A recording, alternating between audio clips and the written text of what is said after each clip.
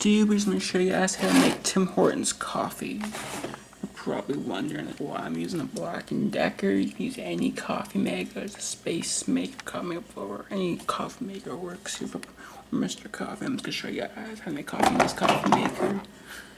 We're going to take this basket, as you can see. It's not like how it's filtered. I'm gonna show you guys how many scoops you need to make it the best pot of fucking coffee of your life. So you don't want to put 8 scoops of coffee in this thing, you want to put 3.5, something like 1,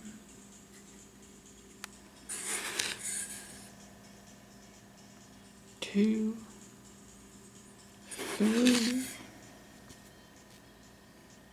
3.5 scoops. It's about too much coffee. 3.5 scoops. 3.5 scoops. That's all we need.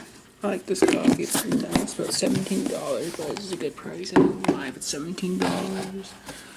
You want to even the coffee bath filter. You want to even the coffee out, so you want to see it nice and even. So what you do is you put it right in here. Like your coffee makers probably are not that old. Probably have an old button coffee maker. Probably you just take this thing. You can see the filter. You can do this thing like this. And this is the craft. This is a good kind because it's a thermal craft coffee maker. So like this. And you push it this way. So yeah, I'm just gonna push the way back here. And that's my video in Paish.